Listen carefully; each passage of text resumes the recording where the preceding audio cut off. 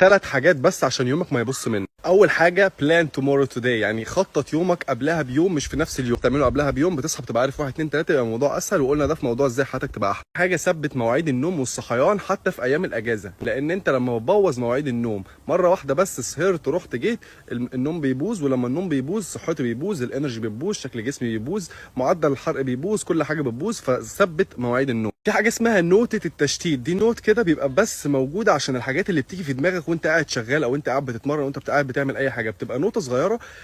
احنا على طول واحنا شغالين بيطلع في حاجاتنا افكار، والافكار دي في حاجات منها بتبقى مهمه جدا، فعشان ما اسيبش اللي انا بعمله واروح اتشتت، المخ بيقعد تقريبا 20 دقيقه عشان يرجع تاني لنفس التركيز اللي هو كان فيه. فنقطه التشتيت دي هي مش بتطلعك من تركيزك، بتفضل تعمل اللي انت بتعمله، بس بتكتب فيها اي تشتيت طلع في دماغك عشان تفضل مركز، وكمان عشان ترجع له في وقت الفراغات بتاعتك. انت كملت الفيديو للاخر، لو عجبك اعمل شير للستوري بتاعتك واعمل له سيف عشان اكيد هترجع له تاني لو